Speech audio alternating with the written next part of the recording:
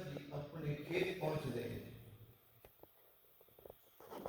जो शुरुआत है खेती की वो करते हैं। सवेरा सवेरा है, सूरज चढ़ आया है, तो अपने जाने लगे तो अचानक एक महापुरुष गुरमुख आया इन्हां दे कोल खेतां विच ते उसने आख्या जनाब भगत जी की हाल चाल है तुहाडा। इन्हां ने तकिया, उस महापुरुष का सत्कार किया। मैं कई बार बेनती करता हूँ भी हर गल पिछे कोई गुरमुख का हाथ होता है, महापुरुष का हाथ होता है, उत्थों ही चाल चलती है कि कुदरती गल है। किसी महापुरुष का भी जन्म होता है तो उनके पिछे भी एक महापुरुष खड़ा होता है। तो जिस वेले सत्कार नाल बिठाया इस महापुरुष को, महापुरुष कह लगे भगता भुख लगी है, कुछ खाण से दिल करता है। भाई भगता जी कह लगे महापुरुषो कुछ देर विच ही मेरे घर वाली प्रसादा लैके पहुंचने वाली है, आप जी ने जरूर छकना। तब नूं माता जिउणी सिर ते पक्का चक्या होया ते माता जिउणी भी पहुंची। एक गल का ख्याल करना साध संगत कि बाबा दीप सिंह जी का आगमन जो होता है तो उम्र थोड़ी जी माता पिता की वडेरी हो चुकी सी। अंदर आस्था होती है, आस्था अंत तक रही है, लेकिन थोड़े जे मायूस भी सन कि शायद असी संसार विचों इस तरह ही चले जाना है।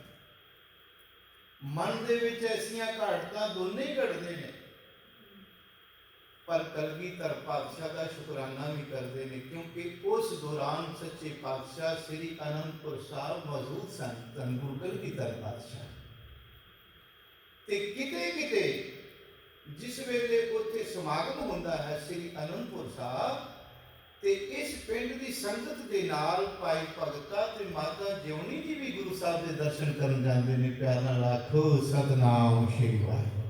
संगत भावें थोड़ी है, आनंद पर आप लेना है पूर्ण तौर पर। आत्मिक आनंद उस महापुरुष के जीवन के विचों रस प्राप्त करना है, आप आनंद मानना है। साध संगत जीओ, तो जिस वेले माता जिउणी प्रसादा लैके खेतों में पहुंचे ते अगे महापुरुष बैठे ने। माता ने भी नमस्कार की। इस महापुरुष को लियाओ भाई प्रसादा छकना है। ते भाई भगता जी ने आख्या महापुरुषों को पहला छकाओ। सुचे हाथ करा के प्रसादा छकाया ते महापुरुष को प्रसादा छकदियां होर इच्छा हुई कि मैं भुख लगी है, मैनू होर दो। महापुरुष प्रसादा छक गए, हाथ धोआए ते हाथ धोआ के अरदास लगे ने कर शुकराने की।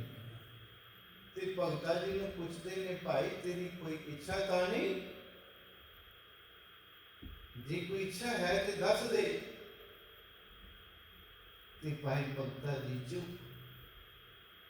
फिर महापुरुष कहने लगे कि तुसी दोनों जने हो, तुहाडा कोई बच्चा नजर नहीं आता, उम्र तुहाडी वाह है, बच्चे कितने ने तुहाडे? उन्होंने आप गल शुरू की। महापुरुषों ने भाई भगता जी ने खड़ा सा लिया, कहने लगे महाराज इस दी उड़ीक करदियां करदियां उम्र टल गई है, पर उसकी मर्जी है, नहीं बख्शिश हुई, नहीं रहमत हुई, उसके विच ही असीं राजी हाँ। ते महापुरुष कहने लगे कि मन नूं डलाउणा नहीं चाहिए, ये गुरु कदों भी कृपा कर सकता है। ऐसा सत्संगत वेख्या है दास ने भी, कई उम्र पिछोकड़ हो जाती है, उम्र मगरली हो जाती है, पर बख्शिश शुरू जाके हो जाती है। समा होता ये समय समय दी गल्लां ने। गृहस्थी बैठे आप सारे, खैर जिस वेले महापुरुष को इस गल का पता लगा कि इन्हों के घर कोई बच्चा ही नहीं, फिर उस महापुरुष ने बच्चे की अरदास की। उस महापुरुष ने अकाल पुरख अगे अरदास की, सच्चे पातशाह इन्हां ते रहमत कर, बख्शिश कर, पुत्र दी दात बख्श। बस उन्होंने कहने की देर सी ते ओ बख्शिश फिर माता जीवनी दे उदर दे विच, माता जीवनी दे उदर दे विच साथ संगत जीओ बाबा दीप सिंह जी का प्रवेश होया। हाँ हाँ, ऐसा योद्धा, ऐसा सूरमा, ऐसा सूरवीर, ऐसा संत, ऐसा महापुरुष दुनिया ते होना, उन्होंने अपनी मिसाल आप हैं, उन्होंने मिसाल दे ही नहीं जा सकती। जी आप कहिए बाबा दीप सिंह की मिसाल दईए, मुश्किल मुश्किल, क्योंकि जो उन्होंने किया वो उन्होंने। जिस वेले ऐसी खुशी की लहर उठी, माता ने खुशी की खबर बाबा भगत जी को सुनाई, बाबा भगता जी खुशी की लहर हुई। समा गुजरिया सन 1682 के विच जनवरी का महीना, सन 1682 के विच बाबा जी का आगमन होता है। साथ संगत आगमन, क्योंकि 1707 विच महाराज हजूर साहब की धरती ते जाके अकाल चलाना करते हैं। इस दौरान बाबा जी का मिलाप धन गुरु साहब, धन गुरु गोबिंद सिंह महाराज नाल होंदा है। अगे चल के चलते हैं किस तरह होंदा है। आगमन होया बाबा जी का 1682 के विच।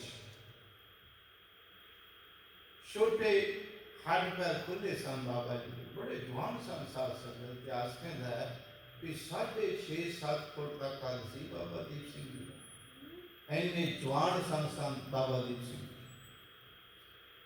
हिरदे के बड़े सरल सन, इतिहास के विच लिखा बड़े सरल सन हिरदे दे, कोई मन विच कपट बेकार ऐसा नहीं सन रखते। चेहरा हर टाइम खिड़िया रहना बाबा दीप सिंह जी का, जिन्हों का नाम दीपा रखा सी माता जी ने शुरुआत में। तो थोड़े बड़े हुए, बड़े होके फिर पिताजी नाल थोड़ा संभाल समाइया करन लगे। एक दिन अचानक बाहरों कन्ना विच आवाज पई होले महल्ले दी।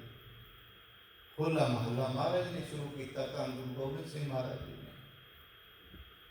होले महल्ले की आवाज जिस वेले कन्ना विच पई ते माता जी नूं आण के कहंदे, मां भी होला महल्ला आनंदपुर साहब, सारी संगत जा रही है आनंदपुर साहब, सारे पिंड दे जा रहे हैं आनंदपुर साहब, आपां भी चलिए। ते मां कहने लगी, पुत दीपा जे तू कहना है तो आपां जरूर चलदे। कुछ वस्तुआं उस मौके दियां, कुछ गुड़ लिया कहंदे ने, कुछ आटा चौल गुरु साहब की लंगरां दे विच देण वास्ते इन्हां ने लिया, गड्डे ते लगे। ते अज पहली बार धन गुरु गोबिंद सिंह सच्चे पातशाह जी का दीदार करने वास्ते बाबा दीप सिंह जी आनंदपुर साहब पहुंचे। जिस वेले उत्सव का आनंद तकिया, गुरु साहब जी का दर्शन दीदार किया। गुरु साहब का दर्शन तो पता है कैसा दर्शन, धन गुरु गोबिंद सिंह महाराज जी का, जिसने भी किया दीवाना हो गया सच्चे पातशाह जी का। जे भाई नंदलाल जी ने पहली बार दर्शन किया तो भाई नंदलाल जी उत्थे जोगे हो गए। जे तुरानी ने किया, तुरानी औरंगजेब का जसूस सी। साथ संगत जी, इस तो उपर की केड़ी गल करिए, आम लोगों की तो वखरी गल है। जो अब्दुल तुरानी ने दर्शन किया, महाराज की सीआईडी देंदा सी जेड़ा, उन्हें दर्शन किया जिस वेले महाराज का, ते वो भी अमृत छकन ते मजबूर हो गया सी। प्यार नाल आखो सतनाम श्री वाहिगुरू। सीआईडी करने वाला ਤੇ ਹੋਰ ਤਾਂ ਦੂਰ ਦੀਆਂ ਗੱਲਾਂ ਹਨ। ਸੀਆਈਡੀ ਕਰਨ ਵਾਲਾ ਵੀ ਅੰਮ੍ਰਿਤ ਛਕਣ ਵਾਲੀ ਲੈਣ ਵਿੱਚ ਤਿਆਰ ਹੋ ਗਿਆ ਸੀ। ਸਾਧ ਸੰਗਤ ਪਾਤਸ਼ਾਹ ਦਾ ਦੀਦਾਰ ਐਸਾ ਸੀ। ਤੇ ਜਿਸ ਵੇਲੇ ਹੋਲੇ ਮਹੱਲੇ ਤੋਂ ਬਾਅਦ ਸਾਰੀਆਂ ਸੰਗਤਾਂ ਨੂੰ ਦਰਸਾਇਆ ਗਿਆ, ਭਾਈ ਜਿਨੇ ਅੰਮ੍ਰਿਤ ਛਕਣਾ ਉਹ ਗੁਰੂ ਵਾਲੇ ਬਣ ਜਾਓ। ਪਾਤਸ਼ਾਹ ਦਾ ਹੁਕਮ ਹੈ, ਜਿਸਨੇ ਅੰਮ੍ਰਿਤ ਛਕਣਾ ਹੈ, ਤਿਆਰ ਬਰ ਤਿਆਰ ਹੋਣਾ ਹੈ, ਗੁਰੂ ਕੇ ਸਿੰਘ ਸਜਣਾ ਹੈ, ਉਹ ਭਾਈ ਸ਼ਾਸਤਰ ਸਮੇਤ ਪੰਜ ਕਾਰਾਂ ਸਮੇਤ ਇਸ਼ਨਾਨ ਕਰਕੇ ਕੇਸੀ ਪਹੁੰਚ ਜਾਓ। ਕੇਸਗੜ੍ਹ ਸਾਹਿਬ ਤਖਤ ਸਾਹਿਬ ਤੇ ਪਹੁੰਚ ਜਾਓ। ਤੇ ਭਾਈ ਦੀਪਾ ਮਾਤਾ ਨੂੰ ਕਹਿੰਦਾ, ਮਾਂ ਕਿ ਮੇਰਾ ਵੀ ਹਿਰਦਾ ਹੈ, ਮੈਂ ਵੀ ਅੰਮ੍ਰਿਤ ਛਕੂ। ਤੇ ਮਾਂ ਕਹਿਣ ਲੱਗੀ, ਮਾਂ ਜਿਉਣੀ ਕਹਿਣ ਲੱਗੀ, ਪੁੱਤ ਦੀਪਾ ਜੇ ਅੰਮ੍ਰਿਤ ਛਕਣਾ ਤੇ ਇਸ ਤੋਂ ਵੱਡੀ ਹੋਰ ਖੁਸ਼ੀ ਵਾਲੀ ਕਿਹੜੀ ਗੱਲ ਹੈ। ਉਸ ਵੇਲੇ ਬਾਬਾ ਦੀਪ ਸਿੰਘ ਜੀ ਦੀ ਉਮਰ ਕਰੀਬ 13-14 ਸਾਲਾਂ ਦੀ ਸੀ। ਸਾਧ ਸੰਗਤ ਜੀ ਤੋਂ ਅੰਮ੍ਰਿਤ ਛਕਿਆ।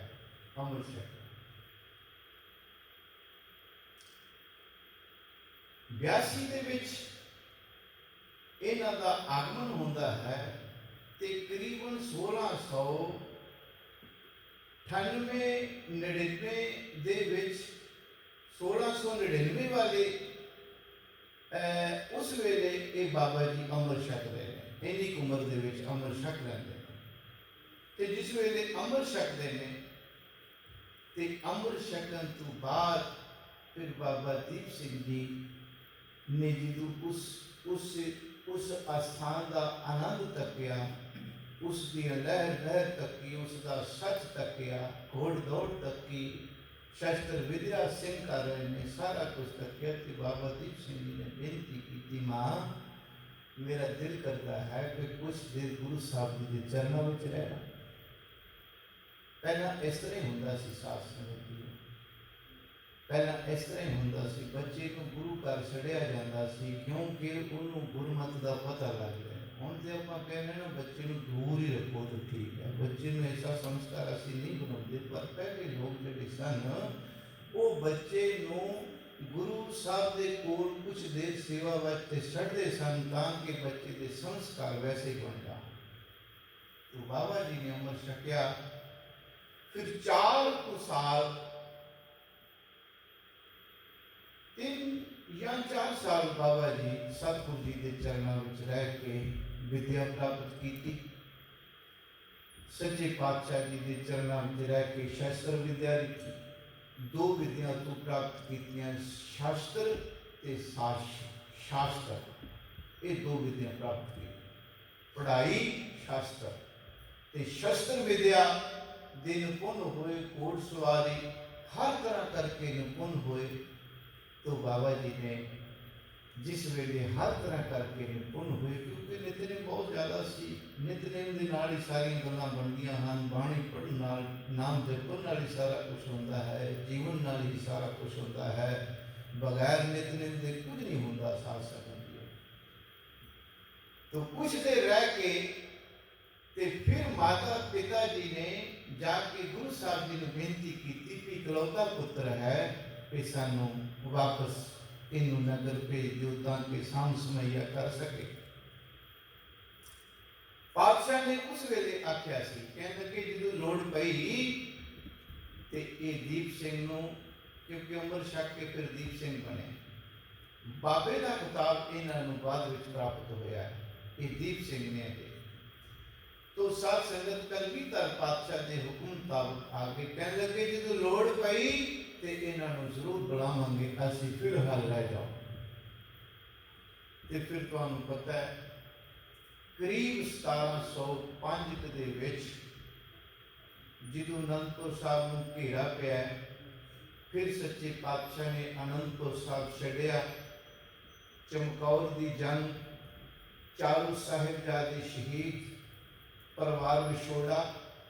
इत्थे जो परिवार विछोड़ा होया है ते भाई साहब भाई मनी सिंह जी, क्योंकि मनी सिंह जी का ते बाबा दीप सिंह जी का आपस में बहुत सुमेल रहा है, बहुत इन्हों का सुमेल रहा है। अगे इतिहास बढ़ता है फिर पता लगेगा। एक तो माता सुंदरी जी नूं ते माता साहिब देवा कौर नूं एक तो जो विछोड़ा पिया ते भाई साहब भाई मनी सिंह जी के नाल फिर ये दिल्ली पहुंच जाते हैं। सात संगत दिल्ली चले जाते हैं दोनों माता जी ते भाई मनी सिंह। जिस वेले महाराज का इत्थे अजंग होया है चमकौर का ते माछीवाड़ होंदिया होया इस धरती के पंजाब की धरती तो होंदिया होया फिर बाबा धन गुरु गोबिंद सिंह सच्चे पातशाह फिर दमदमा की धरती ते मुक्तसर का युद्ध करने तो बाद फिर दमदमा साहब की धरती ते महाराज ने थोड़ी देर कमर कसा खोले फिर टिकाऊ बनया। इत्थे सच्चे पातशाह 9 महीने ते 9 दिन ते 9 ही घड़ियां साध संगत रहे ने। ये भी इतिहास है। इस दौरान सच्चे पातशाह जी ने बड़ी बड़ी बख्शिश साडे ते कीती, बड़ी रहमत वड्डी कीती। जिदों सच्चे पातशाह उत्थे पहुंचते हैं ते सच्चे पातशाह ने दूजे तीजे दिन ही यह सुनेहा भेज दिता कि जाओ भाई दीप सिंह नूं बुला के लैके आओ, उनकी जरूरत है इस वेले। सिंह पहुंचता है बाहुपिंड अमृतसर दमदमा साहब को सिंह पहुंचता है कलगीधर पातशाह जी का स्नेहा है। जिस वेले सिंह पुछदा पुछदा बाबा जी के घर पहुंचता है तो बाबा जी मंजे से बैठे ने बाबा दीप सिंह। बाबा का किताब इन्हों मिल चुका है पिंड दे विच। क्यों इन्हों का सरल सुभाव सोहने नौजवान शस्त्र विद्या दे निपुण और शस्त्र धारण करके रहते ने हर टाइम ते लोगों का बाबा कहना स्वाभाविक सी। सारे पिंड दे कहने लगे बाबा दीप सिंह बाबा दीप सिंह बाबा दीप सिंह। पिंड को नाम गया है शासन जी तो कारण नाम सारे बाबिया वाले जीवन बाबिया वाला सब कुछ बाबिया वाला ते फिर बाबा ही कहना सी। बाबा शब्द बड़ा पवित्र है शासन। वैसे भाई साहब भाई जिहड़ा शब्द है ये सतगुरु जी ने पैदा किया। भाई बड़ा सत्कारयोग शब्द है। हुण भी आप कहने भाई साहब जी ये महाराज का बख्शिया होया है। बाबा शब्द है जिहड़ा ये बाबा बुढ़ा जी को वरत्या गया है। बाबा शब्द उस तो भी साथ संगत बड़ा जबरदस्त है बहुत बड़ा। हुण तो हारी सारी बाबा का होंदा है ना हारी सारी बाबा बहिंदा बन के पर बाबा शब्द जिहड़ा है बड़ा पवित्र है और उच्च कोटि का जीवन होवे जिवें बाबा नंद सिंह महाराज का जीवन सी बाबा महाराम सिंह महाराज का जीवन सी बाबा ईश्वर सिंह महाराज का जीवन सी बाबा करम सिंह महाराज का जीवन सी बाबा ज्वाला सिंह महाराज का जीवन सी बाबा अदर सिंह महाराज का जीवन सी। इन्हों बाबे आख्या गया है साथ। बाबा शब्द जिहड़ा बड़ा जबरदस्त है और इन्हों का जीवन वेख के लोगों ने इन्हों बाबा आख्या बाबा। तो बाबा दीप सिंह जी उस वेले मंजे ते बैठे जिद वेख्या सिंह आया है घोड़ सवार है शस्त्र पहने हुए ने चोला पहने हुआ है सोहनी दस्तार है। सिंह ने आके फतेह बजाई। बाबा दीप सिंह जी ने भी आपको फतेह बजाई। जी हाँ जी हाँ। बाबा दीप सिंह जी ने जी आया आख्या कितों आए जी मैं दमदमा साहब की धरती तो गुरु साहब जी का सुनेहा लैके आया। फिर वो पत्र जिहड़ा सी महाराज ने 2 अखर लिखे हुए सी कि जिस हालात में भी हैं जल्दी साडे को पहुंच। वो पत्र नूं नमस्कार की मस्तक ते लाया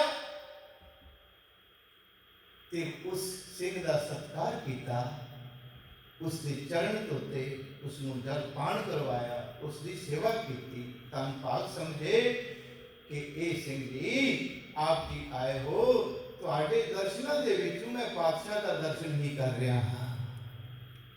इन्ना सिंघां दा प्यार हुंदा सी उस वेले पातशाह जी। सिंह मंजे ते बिठाया बाबा दीप सिंह जी पुंजे बैठे ने सरल सुभाव दे सीधे सुभाव दे थल्ले बह गए। तुसी भी ऊपर आ जाओ। नहीं सिंह साहब तुसी पातशाह दे कोलों आए हो तुसी उन्हां दा दर्शन करके आए हो उन्हां दी धूड़ परस के आए हो। मैं थल्ले बैठा ही चंगा लगता हाँ आप जी ऊपर बैठो सत्कार किया। तो जिस वेले पत्र पढ़िया जदे ही तैयारी की ਤੇ ਫਿਰ ਇਹ ਨਹੀਂ ਆਖਿਆ ਕਿ ਮੈਂ 2 ਦਿਨ ਠਹਿਰ ਕੇ ਆਵਾਂਗਾ, 2-4 ਦਿਨ ਠਹਿਰ ਕੇ ਆਵਾਂਗਾ, ਤੁਸੀਂ ਚਲੋ। ਉਹ ਨਾਲ ਹੀ ਸਿੰਘ ਦੇ ਚਲੇ ਗਏ, ਬਾਬਾ ਦੀਪ ਸਿੰਘ ਜੀ ਨਾਲ ਹੀ ਗਏ। ਜਾ ਕੇ ਪਾਤਸ਼ਾਹ ਦਾ ਦਮਦਮਾ ਧਰਤੀ ਤੇ ਫਿਰ ਸੱਚੇ ਪਾਤਸ਼ਾਹ ਦਾ ਦਰਸ਼ਨ ਕਰਦੇ ਨੇ, ਦੀਦਾਰ ਕਰਦੇ ਨੇ। ਪਾਤਸ਼ਾਹ ਨੇ ਇਸ ਨੂੰ ਜਿਉਂ ਆਇਆ ਆਖਿਆ, ਪਾਤਸ਼ਾਹ ਨੇ ਪਿਆਰ ਕੀਤਾ, ਕਿਉਂਕਿ ਮਹਾਰਾਜ ਨੇ ਸਿੱਖ ਨੂੰ ਆਪਣਾ ਰੂਪ ਦਿੱਤਾ ਹੈ। ਸਾਧ ਸੰਗਤ ਜੀ, ਪਾਤਸ਼ਾਹ ਇਸ ਤਰ੍ਹਾਂ ਪਿਆਰ ਕਰਦੇ ਸਨ ਸਿੰਘਾਂ ਨਾਲ, ਜਿਵੇਂ ਇੱਕ ਪਿਓ ਆਪਣੇ ਲਾਡਲੇ ਪੁੱਤਰ ਨਾਲ ਕਰਦਾ ਹੈ, ਇਸ ਤਰ੍ਹਾਂ ਪਿਆਰ ਕਰਦੇ ਸਨ ਕਲਗੀਧਰ ਪਾਤਸ਼ਾਹ ਸਾਰੇ ਸਿੰਘਾਂ ਨਾਲ। ਤੇ ਜੋ 9 ਮਹੀਨੇ ਤੇ 9 ਦਿਨ 9 ਘੜੀਆਂ ਪਾਤਸ਼ਾਹ ਦਮਦਮਾ ਦੀ ਧਰਤੀ ਤੇ ਰਹਿਣ ਤੇ ਜਦੋਂ ਬਾਬਾ ਦੀਪ ਸਿੰਘ ਜੀ ਪਹੁੰਚਦੇ ਨੇ, ਉਸ ਤੋਂ ਬਾਅਦ ਫਿਰ 5 ਸਿੰਘ ਸੱਚੇ ਪਾਤਸ਼ਾਹ ਜੀ ਨੇ ਭੇਜੇ ਸ੍ਰੀ ਕਰਤਾਰਪੁਰ ਸਾਹਿਬ। ਕਿਉਂ ਭੇਜੇ? ਕਿ ਜਿਹੜੀ ਗੁਰੂ ਅਰਜਨ ਦੇਵ ਸੱਚੇ ਪਾਤਸ਼ਾਹ ਜੀ ਨੇ ਬੀੜ ਲਿਖੀ ਸੀ, ਜਿਹੜੀ ਜਿਲਦ ਬੰਦ ਕੀਤੀ ਸੀ, ਉਹਦੇ ਵਿੱਚ ਗੁਰੂ ਤੇਗ ਬਹਾਦਰ ਮਹਾਰਾਜ ਦੀ ਬਾਣੀ ਨਹੀਂ ਸੀ, ਕਿਉਂਕਿ ਗੁਰੂ ਤੇਗ ਬਹਾਦਰ ਪਾਤਸ਼ਾਹ ਉਸ ਵੇਲੇ ਹੋਂਦ ਵਿੱਚ ਨਹੀਂ ਸੀ ਆਏ, ਬਾਅਦ ਵਿੱਚ ਆਏ।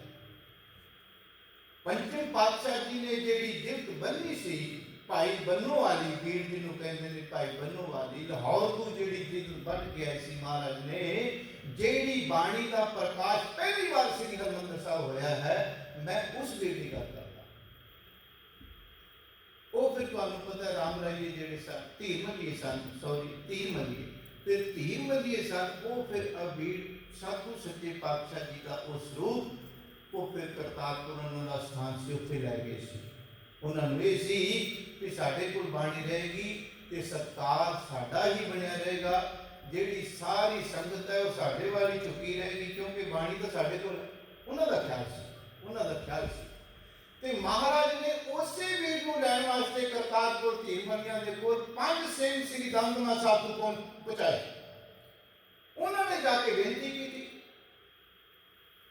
ਜਿੱਥੋਂ ਸਤਿਗੁਰੂ ਜੀ ਨੇ ਬਖਸ਼ਿਸ਼ ਸਾਡੇ ਤੇ ਕੀਤੀ। ਉਹਨਾਂ ਨੇ ਬੇਨਤੀ ਕੀਤੀ ਕਿ ਸੱਚੇ ਪਾਤਸ਼ਾਹ ਦਾ ਹੁਕਮ ਹੈ, ਇਸ ਵੇਲੇ ਦਮਦਮਾ ਦੀ ਧਰਤੀ ਤੇ ਹਨ, ਤੇ ਉਹਨਾਂ ਦਾ ਹੁਕਮ ਹੈ ਕਿ ਜੋ ਇਹ ਤੁਹਾਡੇ ਕੋਲ ਬਾਣੀ ਹੈ ਸਾਨੂੰ ਦੇ ਦਿਓ, ਅਸੀਂ ਸਤਿਕਾਰ ਦੇ ਨਾਲ ਉੱਥੇ ਜਾ ਕੇ ਪਾਤਸ਼ਾਹ ਦੇ ਸਾਨੂੰ ਕਰਨਾ ਹੈ ਜਿਵੇਂ ਉਹਨਾਂ ਦੀ ਅੱਗੇ ਰਜ਼ਾ ਹੋਏ। ਉਹਨਾਂ ਨੇ ਤੇ ਖਿਆਲ ਬਦਲ ਲਿਆ, ਕਿਉਂਕਿ ਵੀ ਇਤਿਹਾਸ ਵਾਚਣਾ ਜ਼ਰੂਰੀ ਹੁੰਦਾ ਹੈ ਥੋੜਾ ਥੋੜਾ ਸਾਈਡ ਤੋਂ, ਜਿਹੜਾ ਬਾਬਾ ਦੀਪ ਸਿੰਘ ਜੀ ਦੇ ਜੀਵਨ ਦੇ ਨਾਲ ਬੱਝਿਆ ਹੋਇਆ ਹੈ। ਉਹਨਾਂ ਨੇ ਮਨਾ ਕਰ ਦਿੱਤਾ। ਮਨਾ ਤਾਂ ਕੀਤਾ ਹੀ, ਇੱਕ ਗੱਲ ਹੋਰ ਕਹਿ ਦਿੱਤੀ, ਕਹਿੰਦੇ ਕਿ ਜੇ ਉਹ ਪੂਰਾ ਹੀ ਗੁਰੂ ਹੈ, ਜੇ ਉਹਦੇ ਵਿੱਚ ਕੋਈ ਕਮੀ ਨਹੀਂ, ਤੇ ਉਹ ਬਾਣੀ ਆਪ ਉਚਾਰਨ ਕਰਨਾ। ਜੇ ਉਹੀ ਗੁਰੂ ਸਰੂਪ ਅਖਵਾਉਂਦੇ ਹਨ, ਇਹ ਧੀਰ ਮੱਲੀਆਂ ਦਾ ਕਹਿਣਾ ਹੈ, ਧੀਰ ਮੱਲੀਆਂ ਨੇ ਇਹ ਗੱਲ ਕਹੀ ਸੀ,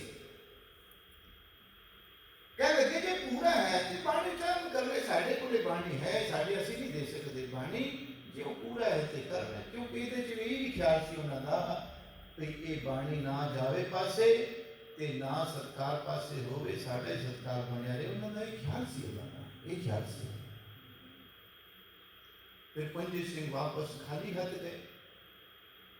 ਫਿਰ ਸੱਚੇ ਪਾਤਸ਼ਾਹ ਜੀ ਨੇ ਕਿਹਾ, ਅੱਛਾ ਕੋਈ ਗੱਲ ਨਹੀਂ, ਰਜ਼ਾ ਸੀ ਗੁਰੂ ਦੀ ਸੱਚੇ ਪਾਤਸ਼ਾਹ ਜੀ। ਫਿਰ ਸਾਧ ਸੰਗਤ ਕਲਗੀਧਰ ਪਾਤਸ਼ਾਹ ਜੀ ਨੇ, ਕਿਉਂਕਿ ਜਦ ਤੋਂ ਭਾਈ ਮਨੀ ਸਿੰਘ ਵੀ ਜਦੋਂ ਪਰਿਵਾਰ ਵਿਛੋੜਾ ਗੁਰਦੁਆਰਾ ਜਿੱਥੇ ਸਰਸਾ ਨਦੀ ਤੇ ਪਰਿਵਾਰ ਵਿਛੋੜਾ ਹੋਇਆ, ਉੱਥੋਂ ਜਦੋਂ ਵਿਛੋੜੇ ਸੀ ਦਿੱਲੀ, ਤੇ ਹੁਣ ਭਾਈ ਮਨੀ ਸਿੰਘ ਦੋਨੋਂ ਮਾਤਾ ਜੀ ਨੂੰ ਲੈ ਕੇ ਤੇ ਫਿਰ ਦੁਬਾਰਾ ਸ੍ਰੀ ਦਮਦਮਾ ਸਾਹਿਬ ਮੇਲ ਹੁੰਦਾ ਹੈ ਇਹਨਾਂ ਦਾ।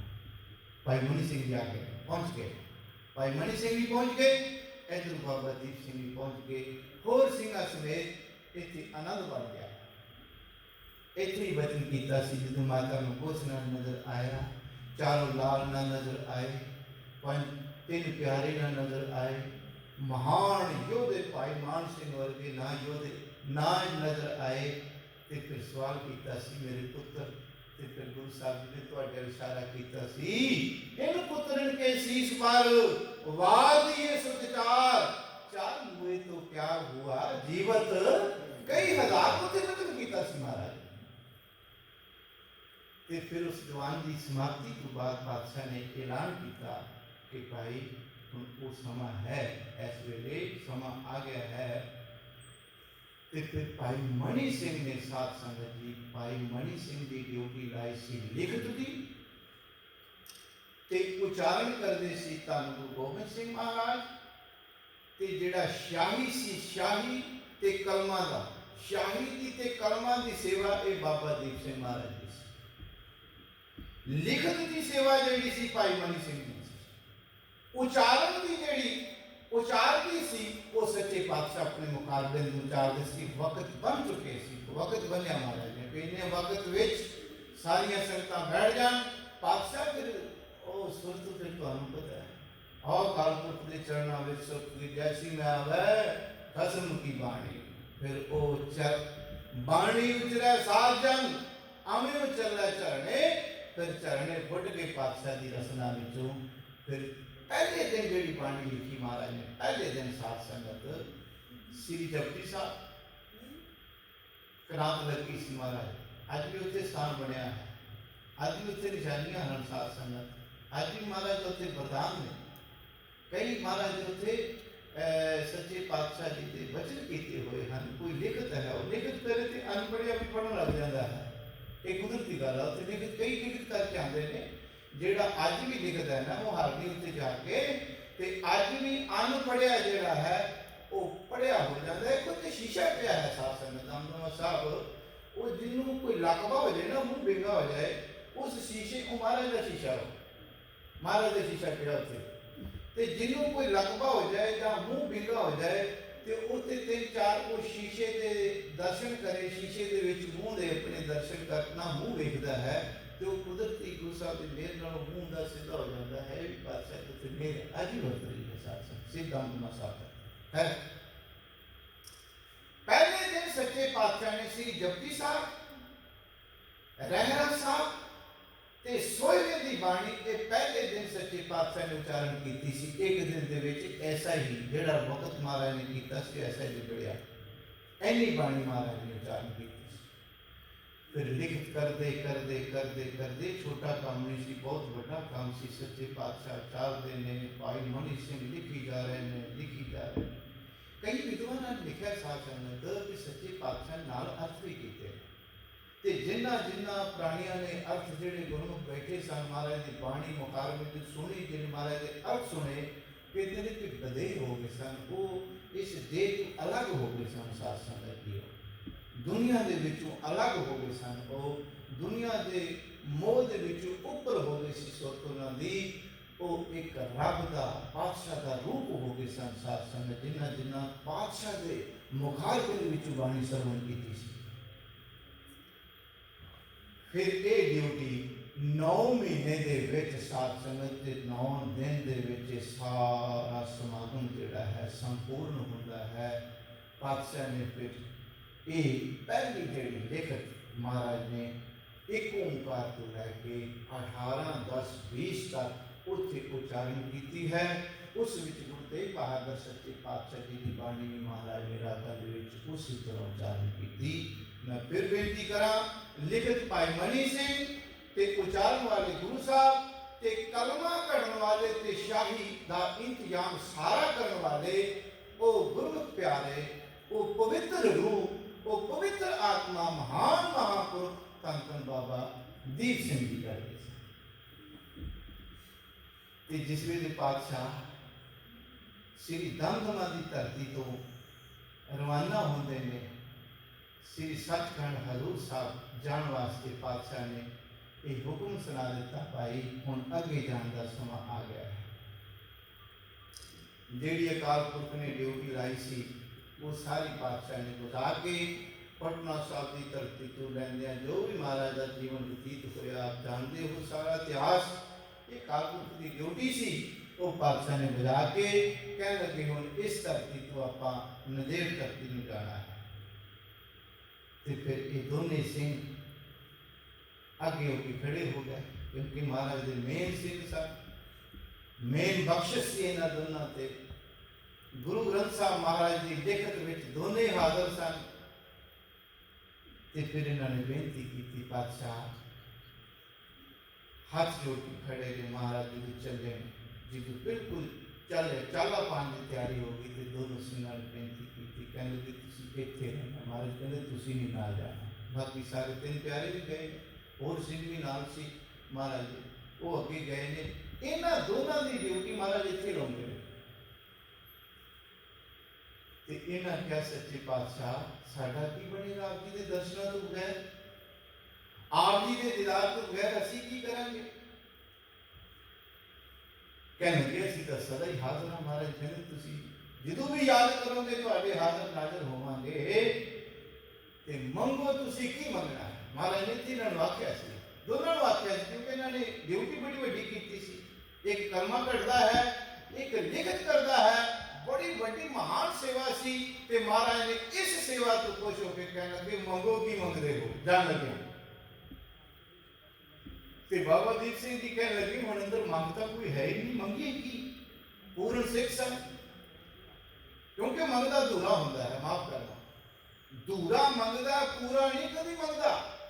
जिंदे अंदर नितनेम है, बाणी दा अंदर भरिया होया है, अंदर चानन ही चानन है, वो मंगदा नहीं। साथ संगत करे मंगदे असीं अधूरे हैं, क्योंकि अधूरे हैं असीं तां मंगदे हैं असीं, क्योंकि साडे विच धूरा पाना है। जिहड़ा पूरा है वो नहीं मंगदा, ये साडी है साथ संगत। पूरा कभी मंग नहीं करेगा, धूरा मंग करता है। तो बाबा दीप सिंह जी ते भाई मनी सिंह जी दोनों खड़े ने हाथ जोड़ के, मंगी की।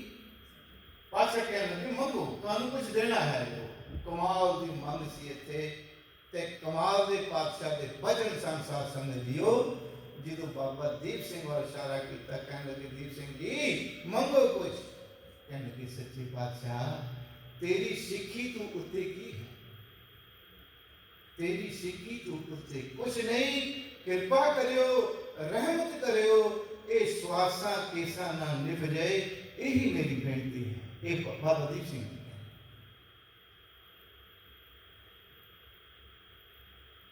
ऐसे फिर बादशाह ने वचन किया। कहने लगे दीप सिंह ये तेरा सिर तक ले जाए। ये बादशाह का वचन सीखा, ये गुरु गोबिंद सिंह सच्चे पातशाह का वचन। श्री दमदमा साहब की धरती ते वचन होया है।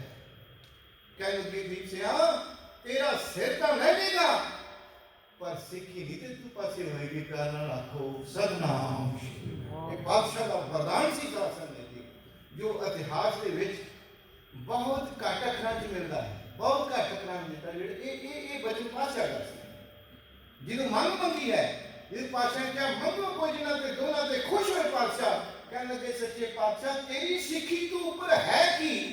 कहने लगे दीप सिंह तेरा सिर तो ले सकता है, पर सिक्खी नहीं तो तू दूर हो सकेगी। ऐसा ही होगा।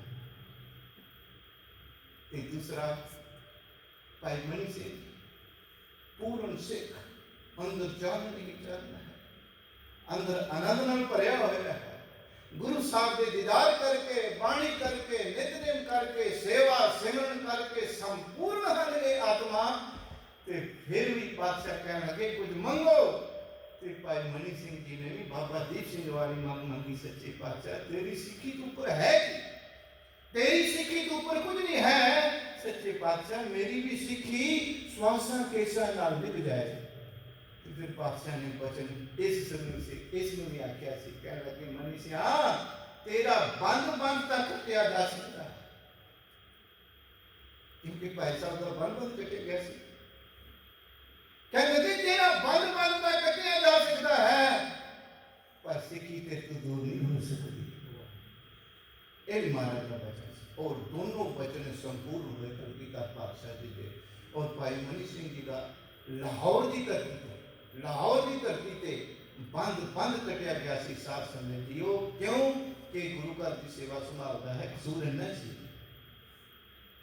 अज भी बेकसूरे, अज भी बेगुनाह सजा मिलती, अज भी मौके दिया सरकार सजा बेगुनाह दे रही हैं। साथ संगत चलो खैर समा आवेगा जो राज करेगा खालसा, आगे रहना कोई ऐसा होगा। साथ संगत जो महाराज के वचन ने होने।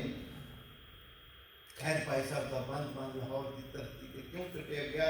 क्योंकि श्री दरबार साहब की सेवा संभालते हैं, श्री दरबार साहब रह के प्रचार करते हैं, श्री दरबार साहब रह के सिखां नूं होर उत्साह दिंदे ने।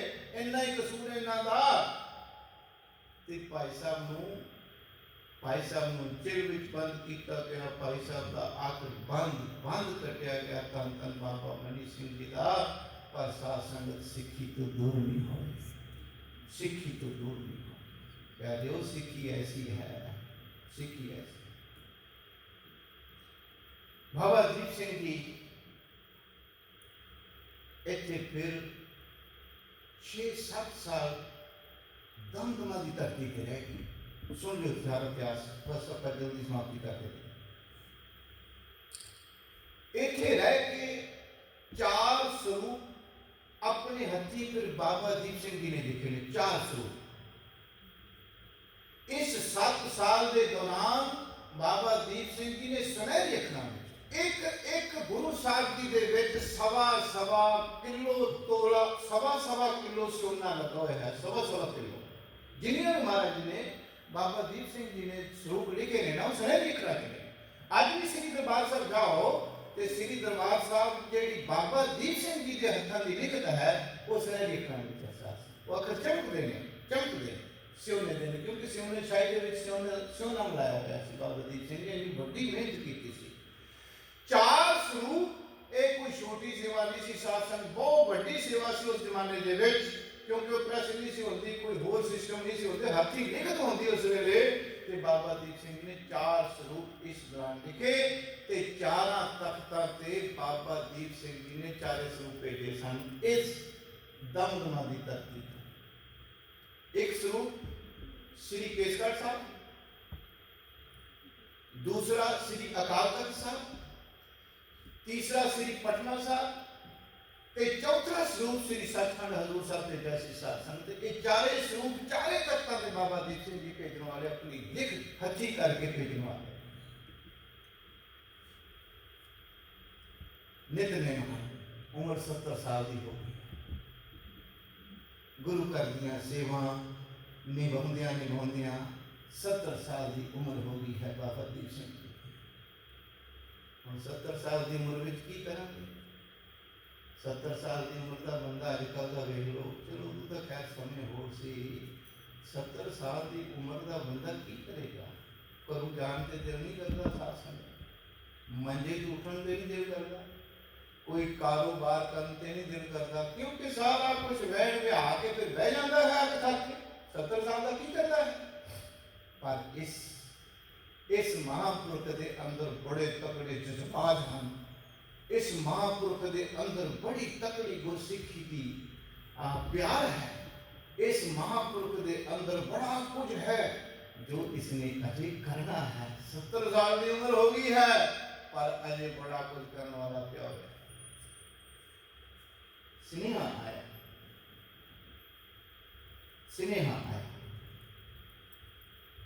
पता लगा भाई बाबा जी उत्थे रहते हैं कुछ सिंहासन में, क्योंकि पढ़ाते सन। ये जी दमदमी टकसाल है ना, जी दमदमी टकसाल है पिंडा वालों की, ये बाबा दीप सिंह जी टकसाल है। शासन अज भी उत्थे उस तरह पढ़ाई होती है दमदमी टकसाल च। अज भी उस तरह अखरां नूं उस तरह गिनिया जाता है, उस तरह विद्यार्थी को बिल्कुल संपूर्ण करके भेजा जाता है। बाणी के अर्थ बोध, इतिहास के अर्थ बोध सारे करवा के भेजा जाता है। अज भी उत्ते बख्शिश है, क्योंकि बाबा दीप सिंह मतलब उन्होंने मर्यादा चलाई हुई है जोड़े दमदमी टकसाल है। इतने बच्चों को पढ़ाते हैं। अज स्नेहा आया, 2 सिंह आए जिन्हों का लिबास होर है। उन्होंने पूछा कि बाबा जी कितों आए? कि अमृतसर की धरती तो है, उन्होंने दर्शन करना चाहते। अंदर खबर पहुंचाई, बाबा जी स्नेहा आया है, कोई आप जी को मिलना चाहता है। बाबा जी कहते कि कितों आए नहीं? जी श्री अमृतसर साहब को आए। बाबा जी कहते उन्होंने को उत्थे रहो, मैं चल के उन्होंने को जाना हाँ, प्यार नाल आखो सतनाम श्री। उन्होंने इत्थे लियाओ क्योंकि पवित्र धरती तो आए ने, गुरु रामदास पातशाह के चरणों में आए ने। वो ना मेरे कुर्बान, मैं उन्हें कोई चल के जाऊँ, मैं उन्हें कोई चल के जाऊँ। इन्ना सत्कार साथ समझियो, इन्ना प्यार गुरु सिखा का सी, गुरु प्रति इन्ना प्यार सी कि उस धरती तू आया है, मैं बाहर जाके मिल रहा हूँ ना। तू आए पहला तो बाबा जी ने नमस्कार की थी उन्हें, जो नमस्कार की थी उन्हें भोग निकल गई रोन करके। ये बंदे क्यों वो उन्हें फिर रोंदिया रोंदिया वारदात सुनाई। कहने लगी अबदाली के पुत्र तैमूर, अबदाली सी जेड़ा अफगानी बहुत बड़ा धारवी सी, उनका पुत्र तैमूर। तैमूर की राय के नाल महाराज, तैमूर के हुक्म के नाल जिहड़ी लाहौर की हुकूमत है, उन्हें महाराज श्री हरमंदिर साहब का सरोवर पूट दिता। श्री हरमंदिर साहब का सरोवर पूट दिता, बेमर्यादा हो गया है ना, क्योंकि उनको खबर नहीं सी होंदी साथ संगत, ना फोन होंदे सी, ना कुछ पत्र चलता सी, ते चिट्ठी पत्र भी 5-5 7-7 दिन बाद जाके मिलता सी, ते फिर पता लगता सी फलाने पिंड विच आ कुछ होया। ते आज क्योंकि लोग उधर शांति सी बहुत, हुण तां किते खबर फैल गई ते 1 सेकंड विच तुहाडे कोल पहुंचदी है। एक उदों हालात नहीं सी, उदों हालात होर सन। ते जिस वेले उन्हां रोंदियां रोंदियां सारा ये बाबा दीप सिंह जी ने दोनों अपने हृदय नाल लाया। कहते फिक्र ना करो, फिक्र ना करो जी, इस तरह होंदा है कि आपां श्री हरमंदिर साहब की याद की आज़ादी के विच उन्होंने याद कराने वास्ते अपना शीश भी ला देंगे, तुसी फिक्र ना करो। महाराज ने इन्ना बड़ा उन्होंने तसल्ली बख्शी, तुसी जाओ असी आए। कि जिस वेले अरदासा कीता, महाराज ने मीटिंग बुलाई, सिंघां नूं बुलाया, ते सिंघां नूं बुला के फिर महाराज मीटिंग करते हैं। बाबा दीप सिंह जी पे इस तरह सुनेहा आया है, सिंघो हुण शीश दी फिक्र ना करो, हुण शीश गुरु रामदास पातशाह का समझ के ते सारे तैयारी करो, श्री हरमंदिर साहब में याद करवाना है बाबा दीप सिंह जी का कदम सी। ये बाबा दीप सिंह के ख्याल सन। जिस वेले बाबा जी ने अरदास की, अरदास करके उत्तों चले रहना शासन, उत्थे खंडा लकीर उत्थे नहीं माई। ये तो तरन तारण साहब तो बाद जाके जो 5000 इन्हां नाल सिंह जुड़िया, फिर खंडे की लकीर वाई से उत्थे जा इतों नहीं वाई। इतों तो 8 सिंह मारे बाबा दीप सिंह जी नाल 8 सिंह तुरे ने सिर्फ, 8 सिंह घोड़सवार तुरे ने सिर्फ। फिर पिंडा के विच प्रचार करते करते करते करते करते बाबा दीप सिंह जी तरनतारन की धरती तक पहुंचन ते बाबा जी नाल 5000 सिंह हो चुका सी। 5000 का जथा बहुत होंदा, बहुत होंदा, पर ये वो नहीं सन, बुझते नहीं सन, कायर नहीं सन। एक गुरु गोबिंद सिंह महाराज का रूप सन, जेड़ा 5000 सिक्खी नाल प्रेम करने वाले, गुरु साहब जी के घर नाल प्रेम करने वाले 5000 सिख सन। जो 5000 सिख इकट्ठा होंदा है, तो फिर बाबा दीप सिंह जी खंडे की लकीर कढ़ते हैं। कहने लगे सुन लो, जिसनू जीवन की लोड़ है, जिसने जीना है, जो अपनी जिंदगी जीना चाहता है, वो पीछे हो जा, वो पीछे हो जा। ते जेड़ा गुरु रामदास पातशाह के चरणों विच अपना शीश भेंट करना चाहता है, वो इस लकीर को अगे आयो। खंडे नाल लकीर खींची सी, 18 सिर का खंडा सी बाबा जी के हाथ में। 70 साल की उम्र, 18 सिर का खंडा, एडा जवान बाबा खड़ा है, एडा जवान बाबा, जिसका प्रभाव चलिया नहीं जाता। 7.5 फुट कद है इस बाबे का, हाथ में 18 सिर का खंडा है, जोश नाल भरिया होया है, अखां विच लाली है। ते इसने लकीर कढ़ी, तो फिर पीछे होने वाला कौन सी?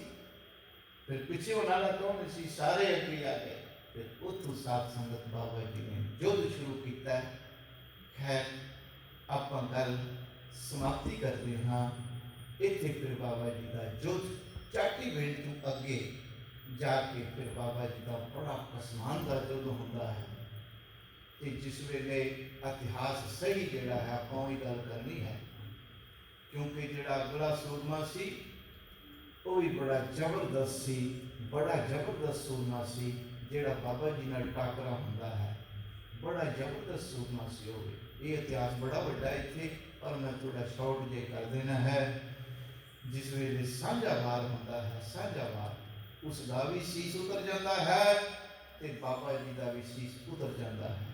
ताड़ बाबा जी का थले डिग पैंदा है, शीश उतर जाता है, बाबा जी धरती ते विछ जाते हैं। एक बार ऐसा ही होता है। क्योंकि बाबा जी ने वचन किया सी पहला, कहने लगे भाई कोई कुछ धन गुरु रामदास पातशाह के चरणों में लैके जाता है, कुछ लैके जाता है। ऐ गुरु रामदास सच्चे पातशाह कृपा करी, रहमत करी, मैं अपना शीश लैके तेरे चरणों में भेंट करांगा। प्यार नाल आखो सतनाम। तो कईयां दा फुरना बन गया, सिंघां दा फुरना बनया, जिन्होंने वचन सुने सी बाबा जी दसना। तो ये तो कहते सी शीश भेंट कर जाना मैं, ते तां इत्थे ही शहीद हो गए। तो कईयां ने आख्या कि शहीदी देनी सी, शीश भेंट